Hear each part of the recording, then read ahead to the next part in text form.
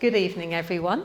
Good to see you all, and welcome to Gillingham, the birthplace of Dr Lorna Wing.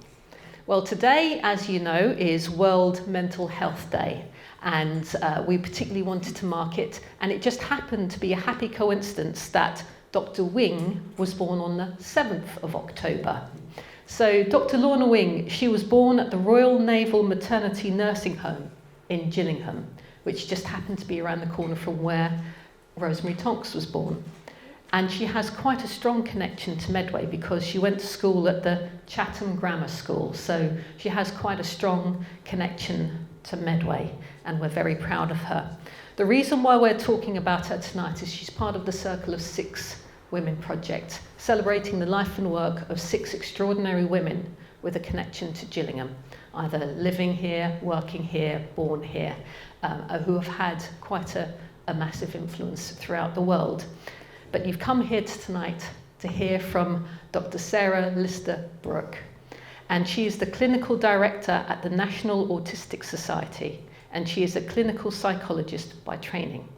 She runs the clinical assessment services at the National Autistic Society.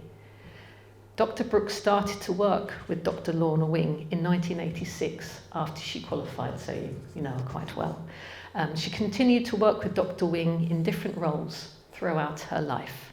And Dr Brook has worked in research, academia, and in various settings in the NHS.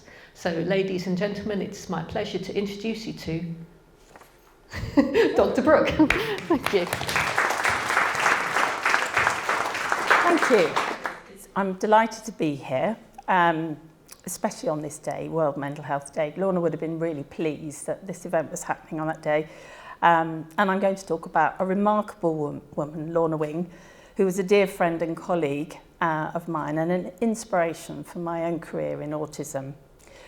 For those of you who maybe don't know, I realised I should actually say what autism is. So just in brief, autism is a developmental condition that affects the way a person relates to other people. That's it in a nutshell, but I'm going to talk some more about that.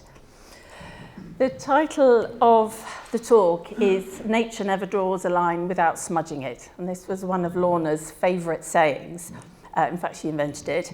But before I begin, I'd like to just say a note on language. I will be using the term neurotypical to refer to people who are not identified as autistic. As a non-autistic person myself, I want to stress that my view of autism is from the perspective of a clinician and a researcher, but also a relative of an autistic person. So I see autism as a collection of differences that can sometimes make living in a neurotypical world very stressful. I therefore see autism as different, not less. However, as I'll be talking about the history and concepts of autism, I will therefore sometimes use the language of the time to help illustrate how thinking has changed. So I may refer to deficits and impairments, but that reflects, as I say, the history. Of course, within the spectrum of neurotypicals, there is a lot of diversity, as there is in the spectrum of autism conditions. And that's why Lorna coined this term, nature never draws a straight line without smudging it, which is, as I say, the title of today's talk. So, and here's lovely Lorna. Lorna was not only regarded by her professional colleagues as someone who made an outstanding contribution to the field of autism, but also as someone who showed huge compassion for the people she wanted to help. Lorna was not only a gifted scientist and psychiatrist, but also a mother who showed immense devotion in caring for her autistic daughter, Susie, up until Susie's premature death in 2005. She was also a huge advocate for the rights of autistic people and their family, and she has impacted the lives of many. What I want to try and achieve today is to increase your understanding and appreciation of autism. And I hope to do this by telling you about Lorna's life and her contribution to the field of autism and how our thinking of autism has changed due to Lorna's work. So Lorna was born on 7th of October, actually in 1928, I think. in Gillingham in Kent. Her mother Gladys was a homemaker, and her father Bernard was a Royal Navy engineer, not surprisingly. Lorna went to Chatham Grammar School for girls and clearly showed academic aptitude, and went on to study medicine at the University College Hospital in 1949, which was a great achievement, in fact, given that only 6% of doctors in the UK were female at this time. She met her husband John Wing whilst dissecting the same body as medical students, and it was love at first sight. They got married in 1950 and went on to both specialise in psychiatry. She took up her first post at the Institute of Psychiatry, King's College London, which was linked to the Maudsley and Bethlehem Royal Hospitals. It's a picture of John and Lorna. Lorna and John had their daughter Susie in 1956, and they were so happy to become proud parents.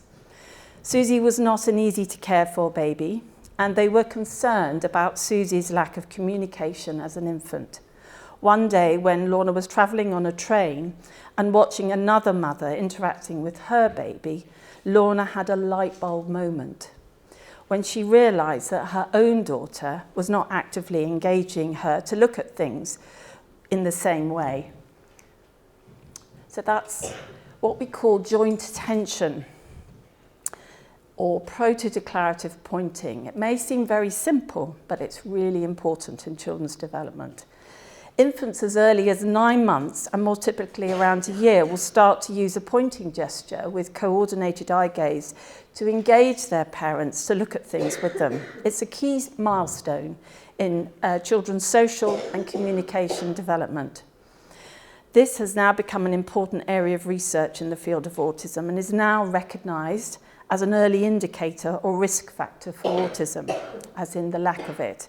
Clinicians, when assessing the development of young children, now typically ask about this, and assessments for autism will routinely look at the child's ability to initiate and respond to this gesture. Lorna and John started to realise that Susie was struggling with some aspects of her learning and development, and she was later diagnosed as autistic. Together with other parents, they set up the Society for Autistic Children, now known today as the National Autistic Society. It all started in a house in North London. In fact, Helen Allison's house, and as some of you might know, there is the Helen Allison School in Kent, which is one of the National Autistic Society's schools. Helen was another parent of an autistic child, and together with other parents, they set up a school and an information and advice service for parents. This is Sybil Elgar, who founded the first school, and it's a lovely picture of her working with some of the children. And in fact, John Lennon apparently contributed some money to this school. I didn't know that, I only found that out recently. So it was very much of the time. Whilst John Wing went on to become a world-renowned researcher in the field of schizophrenia, Lorna focused on childhood developmental disorders. This was to become her lifetime's work, and in particular, changing the perceptions of autism, and we owe a lot to her for our current understanding. Most importantly, Lorna brought about the idea of a spectrum of autistic conditions so that people could access the support and understanding that they needed. Before then, autism had been thought as a very narrow condition, and only few people were entitled to services. I'm going to now need to tell you a little bit of the history of autism to help you understand where the concept of spectrum comes from. So bear with me. So it all started with two Austrian doctors, Hans Asperger on the left here, and Leo, who was a paediatrician, and Leo Kanner, a child psychiatrist. Both these doctors were very curious about children and their social relating difficulties. This is in the 1940s. Asperger was writing down his observations, however, in the 1930s, but stayed in Austria during the war, and his work was not really discovered till much later.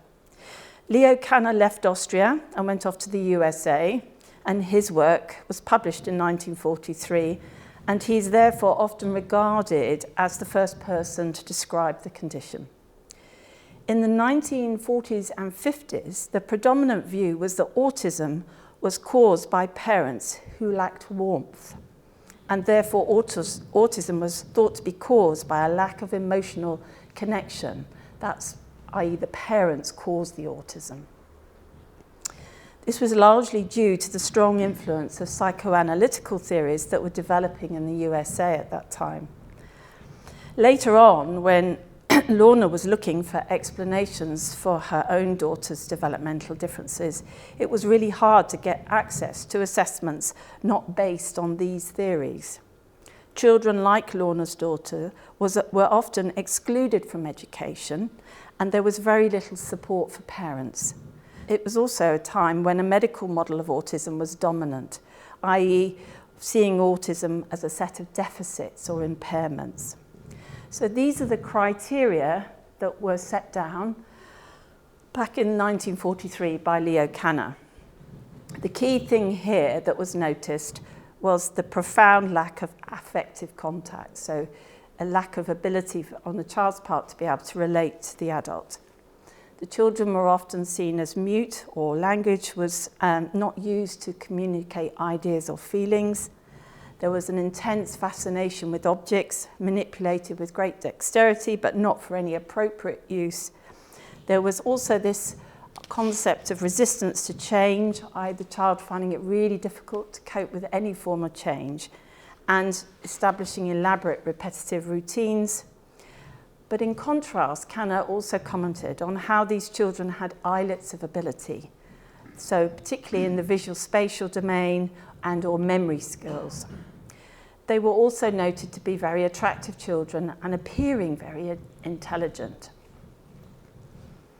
Just a note I'd like to add that although more recently there has been some controversial questions raised over Hans Asperger's collusion with the Nazis during the war, there is also actually evidence that Asperger was very forward-thinking in his approach, in that he focused on the children's strengths and learning abilities and set up a pedagogical model of support for children he worked with. And Lorna was very influenced by this way of thinking.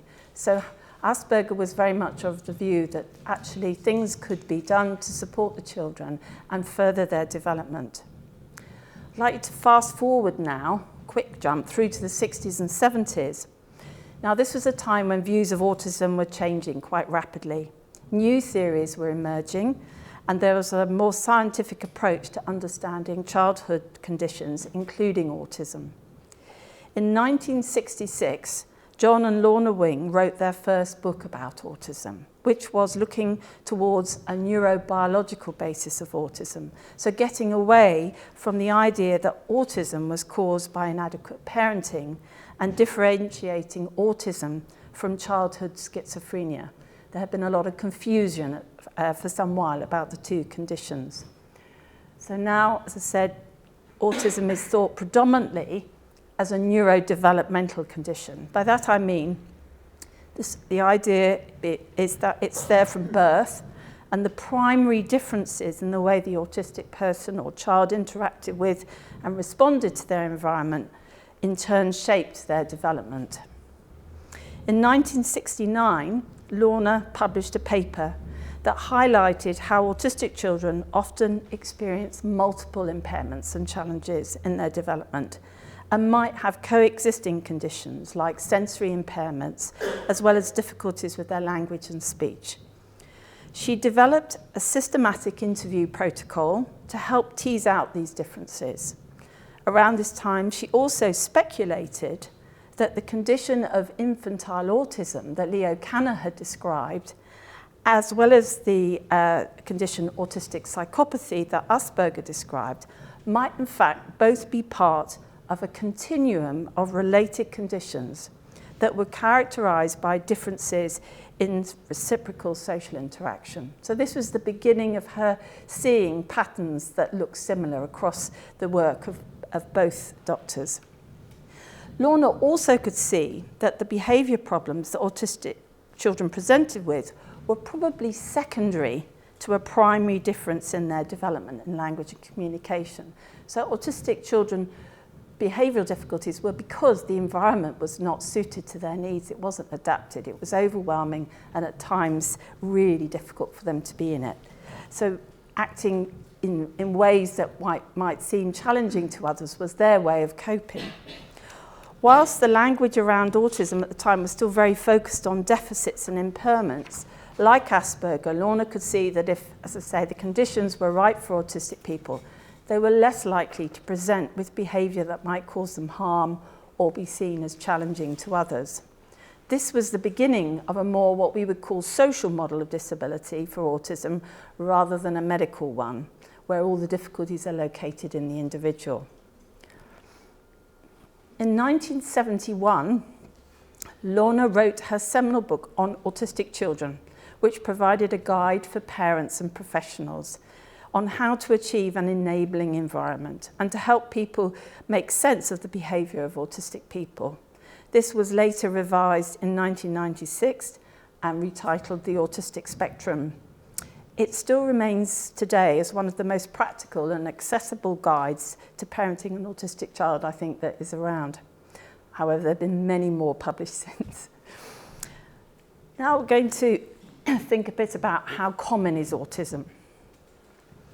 In the 1960s, epidemiological work also began to try and work out how common autism was.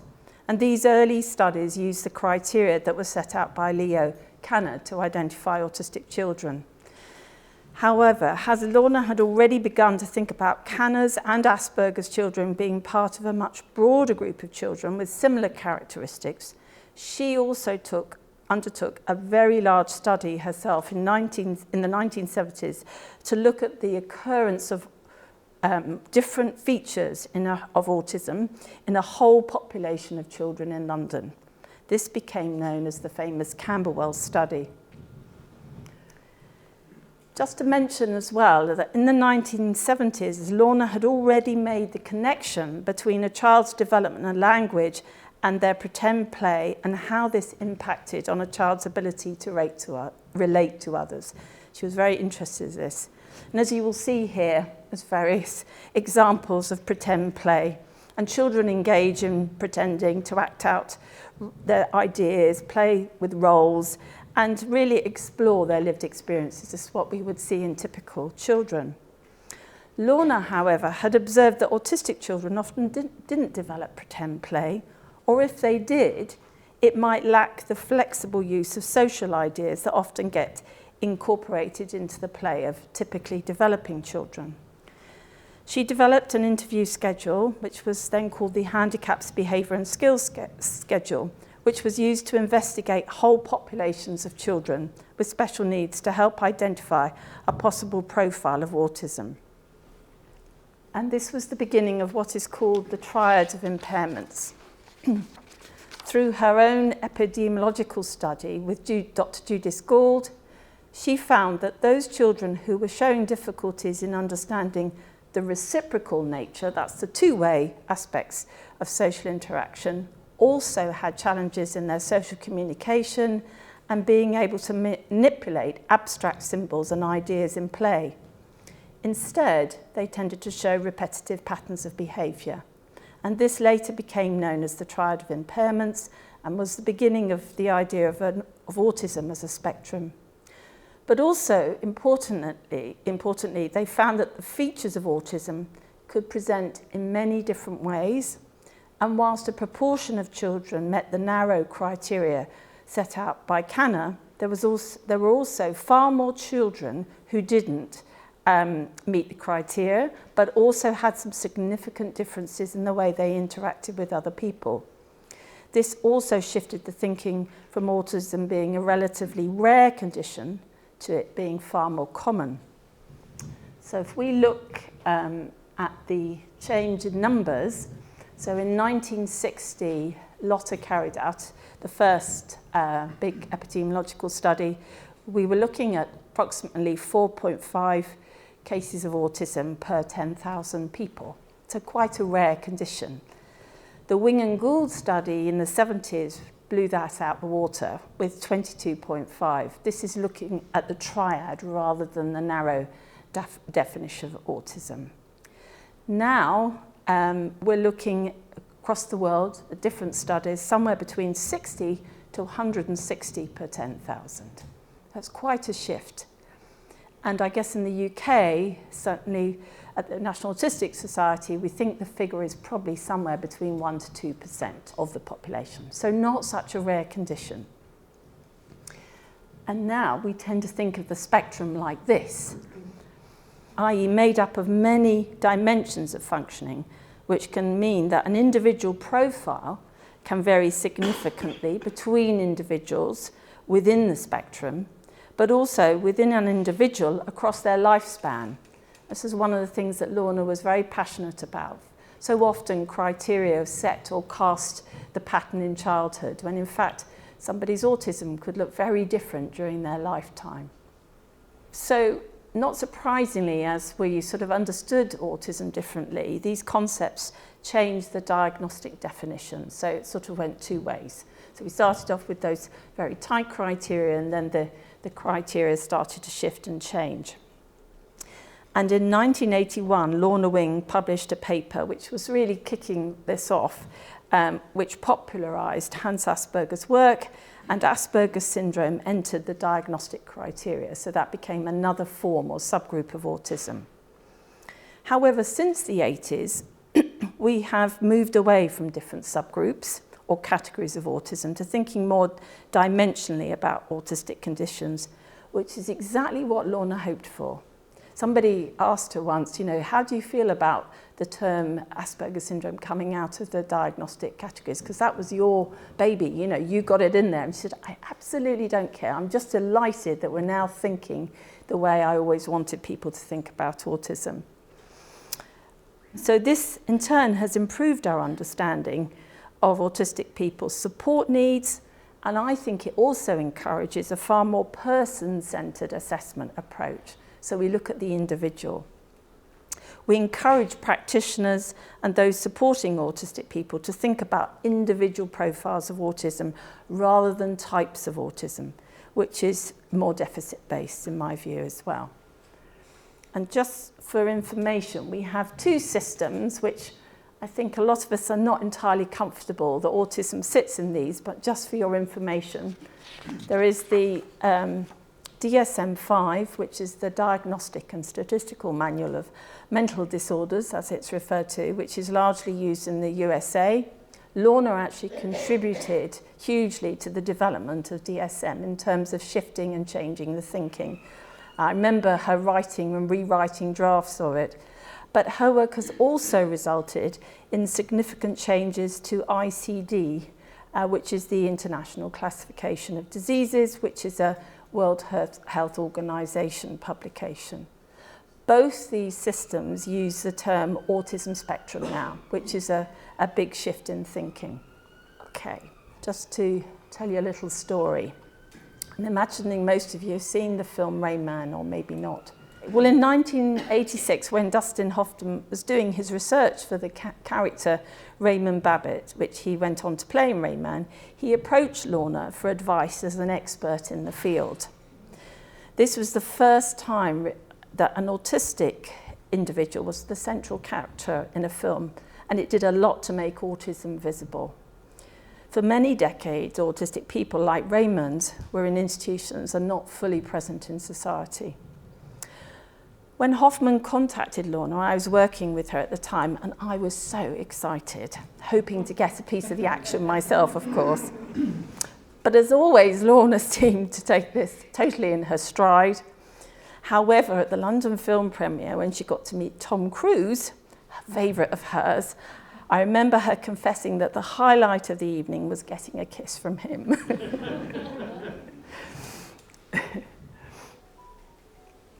In 1991, Lorna, together with her colleague Judith Gould and myself, set up the Centre for Social and Communication Disorders. We called it that so as to make it inclusive. You didn't have to be autistic to come here. It was for anyone who had a social and communication difficulty.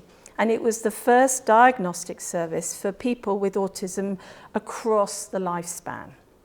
Of course, autistic children grow up. And Lorna always wanted to draw attention to this fact because people often forgot that. as well as wanting to highlight the importance of high-quality diagnostic services. And as you can see, it's an ordinary house in Bromley, in Kent, and it's deliberately an ordinary house because we never wanted it to be a clinical setting, not like a hospital. It's a very personalised environment, and when families, children, adults come there, they're allowed to, or they're encouraged to, make themselves at home, and that was always what we wanted to achieve. And it's so lovely, even today when people come, they say it's just so lovely being here, we feel so relaxed. And you can see the stress falling away from parents as they realise they're not going to have to sit in a busy waiting room or insist that their child sits still for the day. After retiring from the Medical Research Council, Lorna continued to work as a consultant at the centre, as well as providing mentorship and guidance, certainly to me and to other colleagues around the world. And later in 2008, we renamed the centre as the Lorna Wing Centre, which she wasn't happy about, but we insisted. That's the official unveiling there. And we now provide assessments still across the lifespan. We specialise in women and girls because that was the passion of Lorna's. And we train professionals from all over the world in the methods that she developed. In 2000, Lorna published a paper with her longtime friend and colleague, Dr Amita Shah, which drew attention to the plight of some autistic people who sadly develop a type of shutdown in response to stress. Unfortunately, her own daughter had this problem, so it was very close to Lorna's heart. Sometimes this group of people become completely immobilised and can't do anything for themselves. And Amita and Lorna's work in this area has been significant in raising awareness about this condition, commonly referred to as catatonia.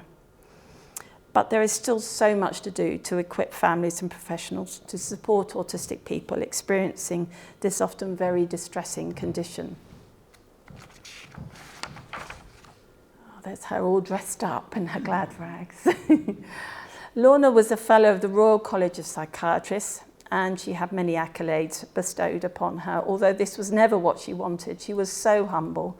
In 1995, she received an OBE for her services to the National Autistic Society, and in 2011, she was awarded the Lifetime Achievement Award by the National Autistic Society, and this is her celebrating with her friends.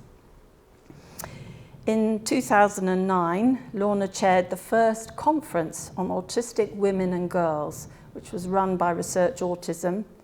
Lorna had always been aware of a strong gender bias in reporting on autism, with much higher rates indicated in males, which she was always sceptical about. As we have learned through our clinical observations and through more research in this area, the presentation of autism in women and girls is often different, and they tend to mask the things they find difficult to cope with in a neurotypical world. Lorna was always aware that as a consequence, women and girls were more likely to go under the radar and not get the support they needed. We now know that there are a lot more women and girls with autism than we had previously thought. In 2012, Lorna was nominated by her friend and colleague, Professor Uta Frith, to become an honorary fellow of University College London, which we were all delighted about.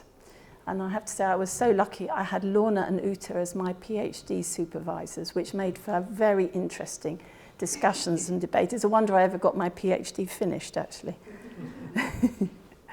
In 2019, Professor Francesca Happe named a lecture theatre after Lorna at the Social Genetic and Developmental Psychiatry Centre at the Institute of Psychology and Psychiatry in London, in recognition of Lorna Wing's significant contribution as a pioneering woman in the field of science.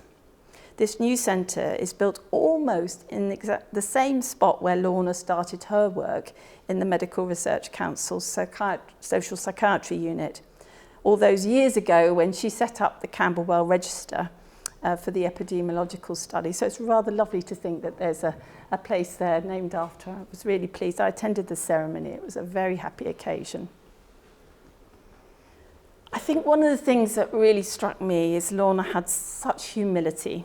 Despite the recognition from others of her huge contributions to the field, she's invested time and she nurtured her colleagues like her garden. That's her in her own garden, and that's some of us in the garden at the Lorna Wing Centre, which John actually designed, which was lovely, and we still keep it lovely today.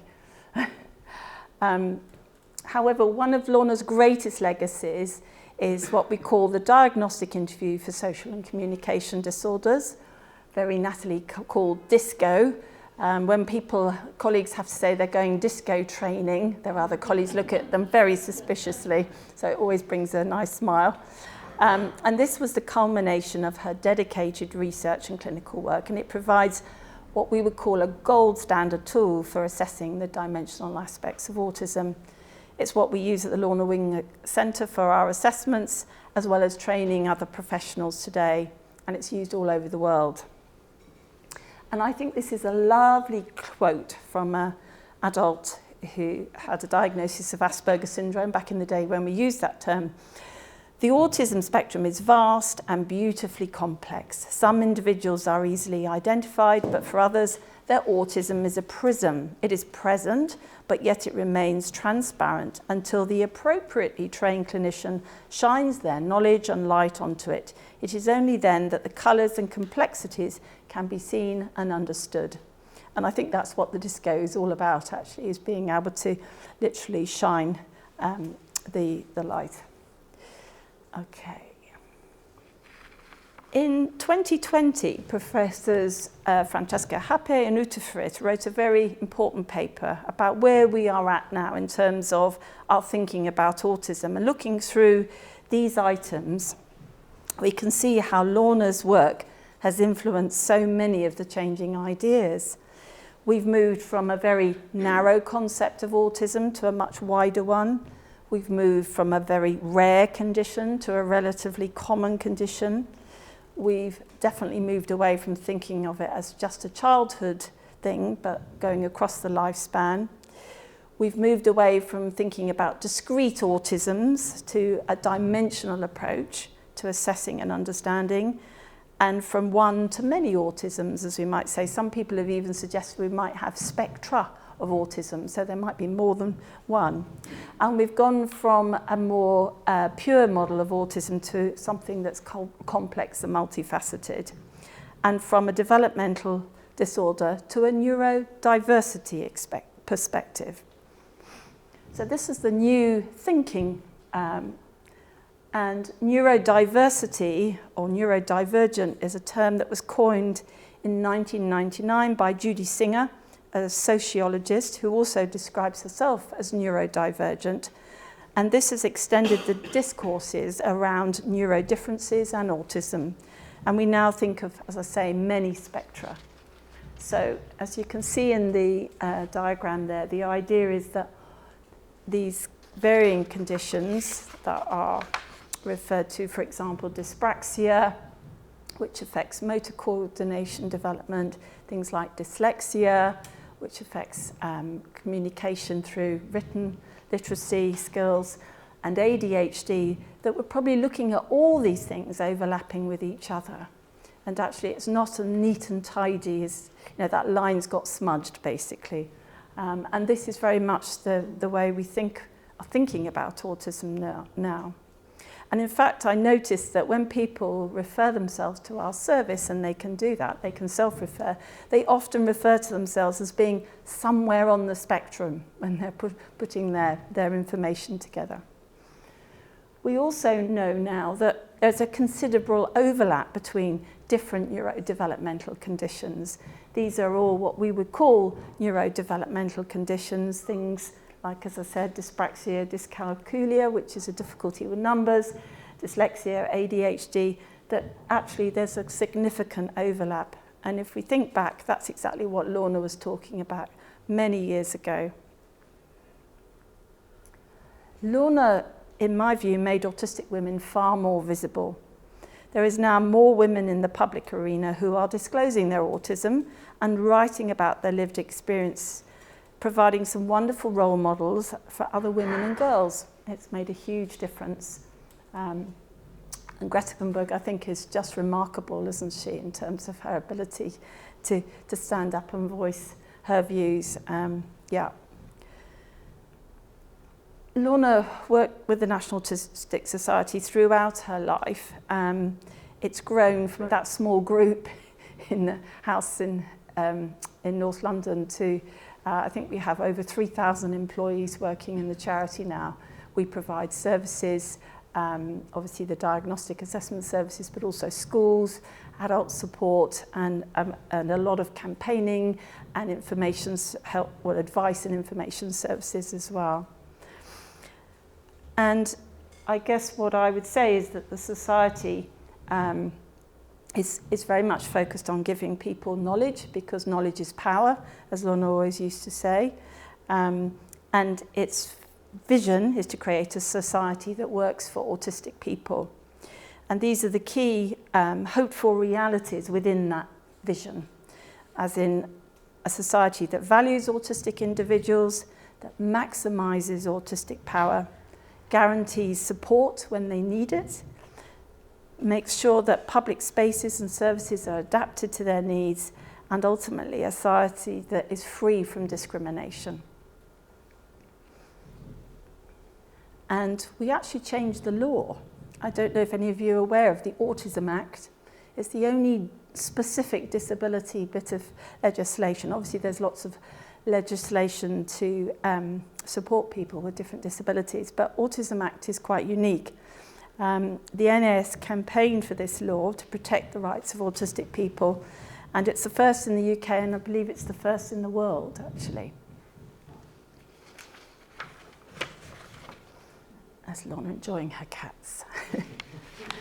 Lorna remained a devoted mother throughout her professional career, and knowing that her adult daughter, Susie, needed certainty and predictability at all times, she made sure that Susie could always come home for her fortnightly visit, whatever was happening in their busy lives. It was remarkable.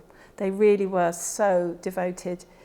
The Wings had a delightful home near Ashdown Forest, which Susie adored, and where the Wings loved to garden and listen to music. Susie had a real passion for Gilbert and Sullivan operas, and the three of them used to enjoy going to these together, and she used to love it when everybody clapped. It was the highlight for her.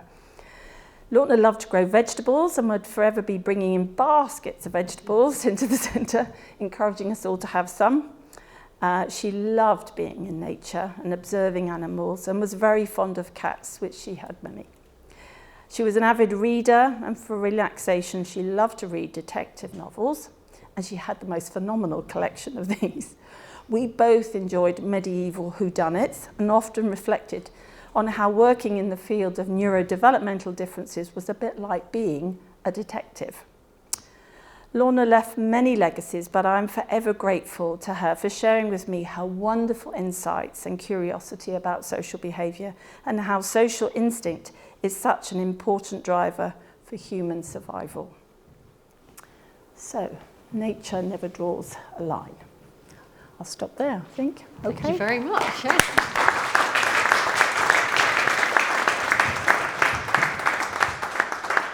What a splendid talk. Thank you very much for sharing both Lorna's work and talk about Lorna as a woman. Anyway, thank you very much for your attention, everyone. Thank you, Dr. Brook, for an extraordinary talk. That was wonderful.